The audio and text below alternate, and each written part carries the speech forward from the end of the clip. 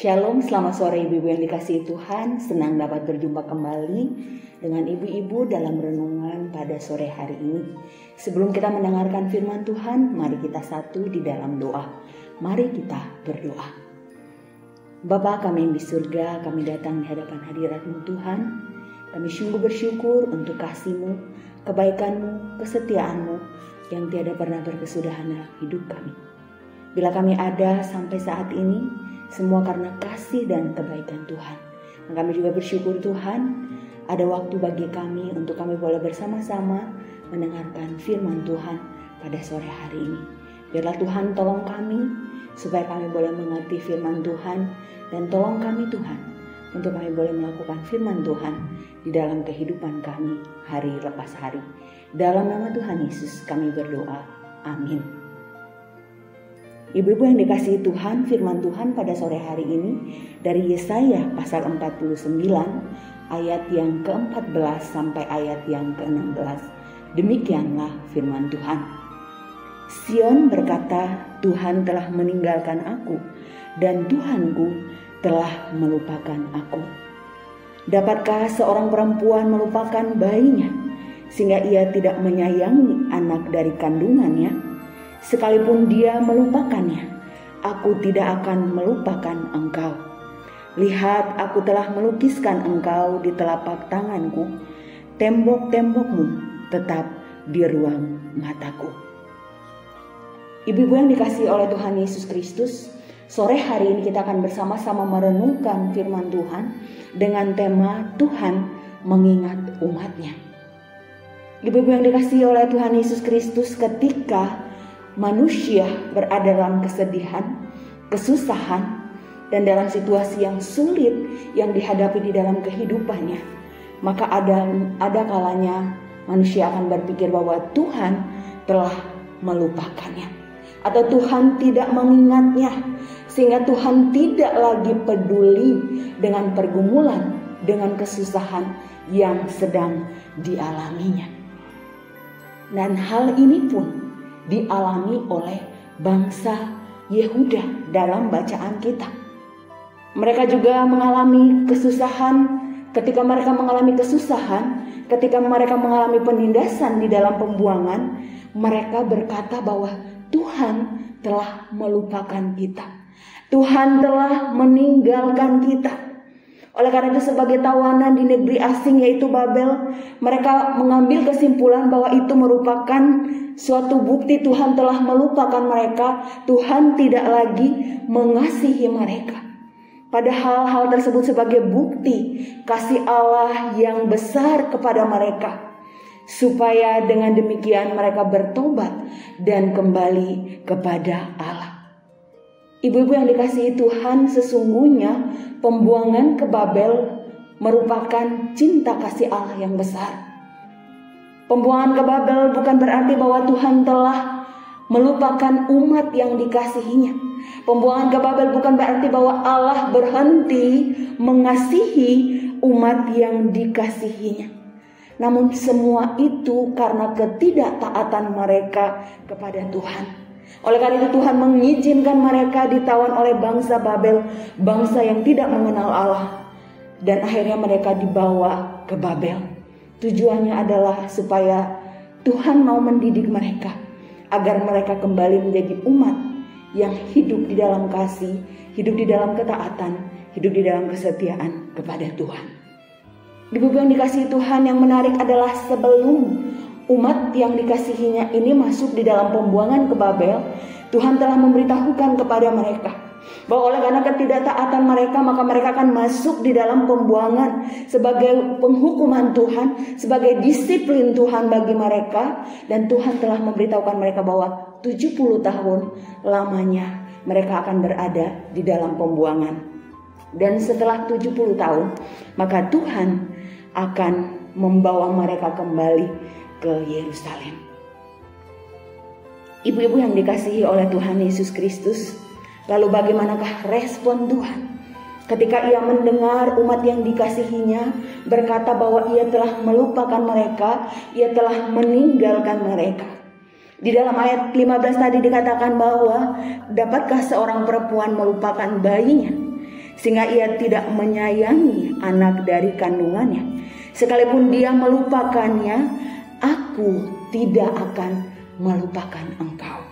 Jadi ketika bangsa Yehuda meragukan akan kasih dan kesetiaan Allah, maka Allah mengatakan di dalam ayat 15 bahwa ia tidak akan pernah melupakan umatnya. Sekalipun seorang ibu melupakan anak yang dilahirkannya, anak kandungnya, tetapi Tuhan katakan bahwa aku tidak akan melupakan engkau. Dan di sini kita melihat bahwa kasih Tuhan kepada umatnya sungguh melebihi kasih seorang ibu terhadap anak yang dilahirkannya. Dan hal ini menunjukkan kepada kita bahwa kasih manusia itu terbatas, tetapi kasih Tuhan itu tidak terbatas. Bukankah seringkali kita menyaksikan di televisi begitu banyak ibu-ibu yang dengan tega meninggalkan bayinya di tempat sampah atau di depan rumah orang. Atau juga ada berita kita menyaksikan bahwa ada anak yang menelantarkan orang tuanya.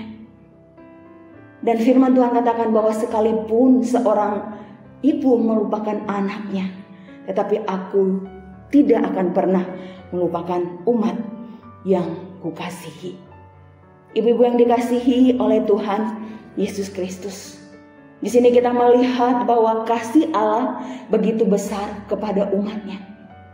Kasihnya melampaui ketidaktaatan mereka, dan kasihnya tidak pernah sedetik pun luput dari hati Allah bagi mereka. Allah tidak pernah sedetik pun lalai untuk memperhatikan umat yang dikasihinya. Dan ia begitu mengasihi umat Israel yang telah berulang kali tidak setia kepadanya. Ibu-ibu yang dikasihi oleh Tuhan Yesus Kristus, di sini kita perhatikan bahwa jika sedemikian besar Allah telah memberitakan bahwa kasih-Nya begitu besar kepada umatnya, maka pertanyaan adalah, mungkinkah ia akan melupakan umatnya? Jika demikian besar kasih Allah kepada kita, mungkinkah ia akan melupakan kita di saat-saat masa sulit yang kita hadapi di dalam kehidupan kita? Jika demikian besar kasih Allah, maka mustahil ia dapat melupakan kita dan meninggalkan kita di dalam kehidupan kita. Bukankah seringkali kita yang melupakan Tuhan dan meninggalkan Tuhan? Namun seringkali kita tidak sadar. Kita seringkali melupakan Tuhan, tidak mengingat Tuhan di dalam kehidupan kita. Seberapa banyak di antara kita yang ketika kita bangun pagi, kita berlutut di hadapan Tuhan dan kita berdoa dan membaca firman Tuhan.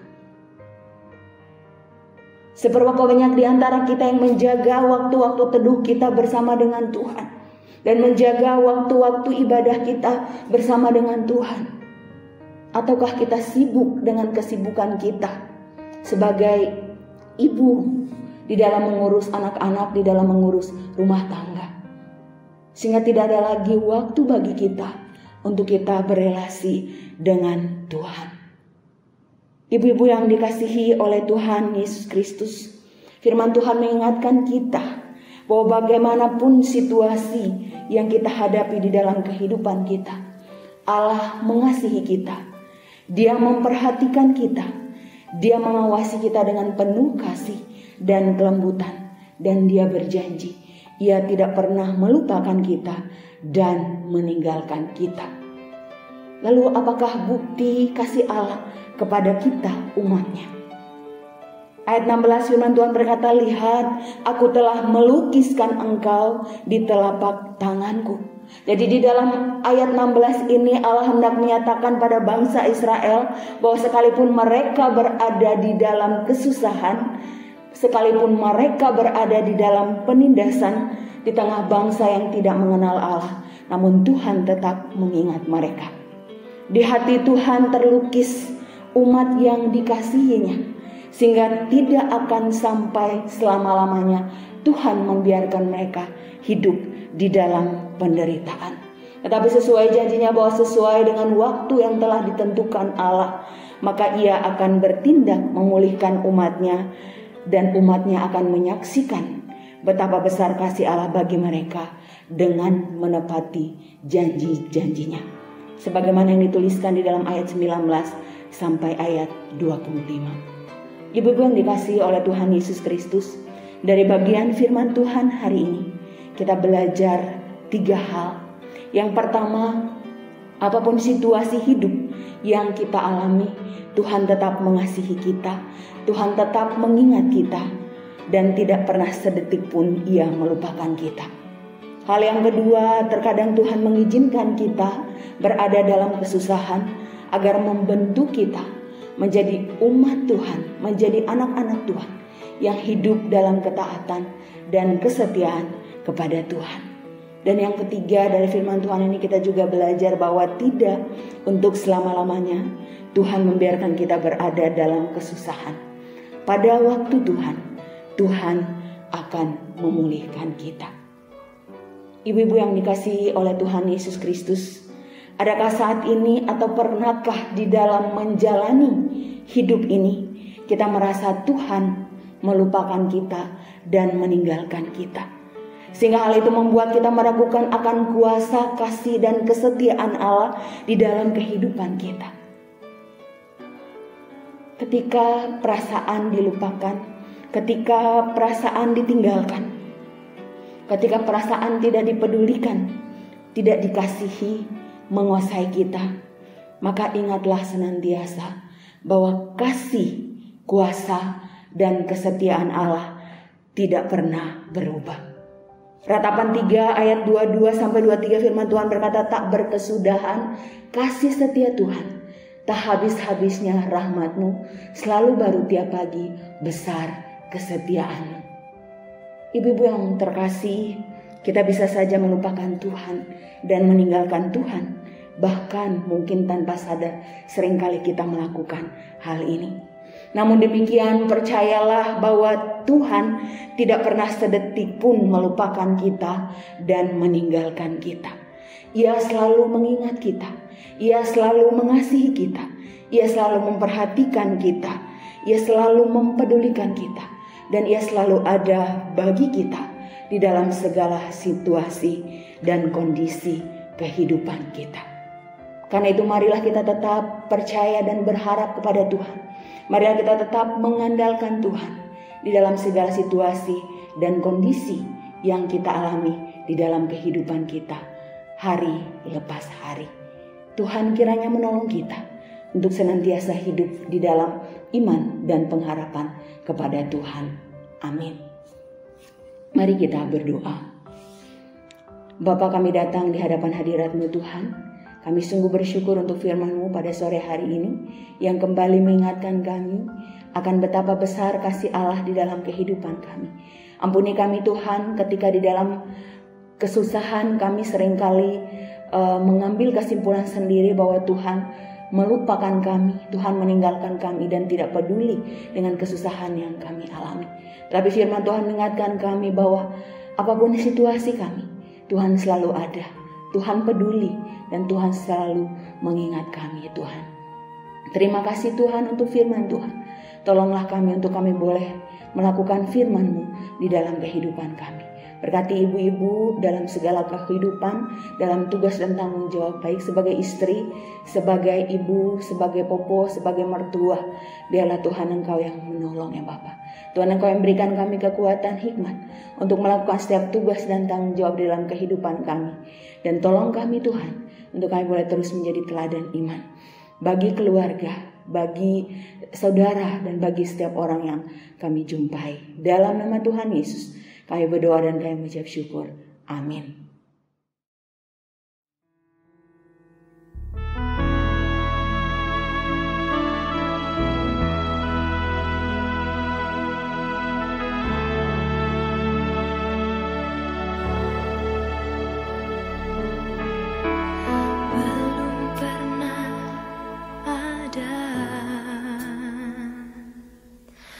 Kasih di dunia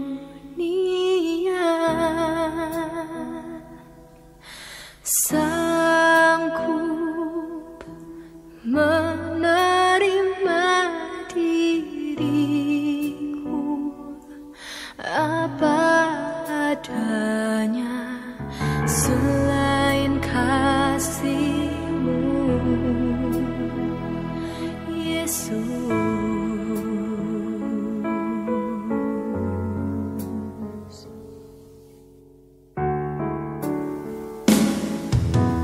Takkan ada lagi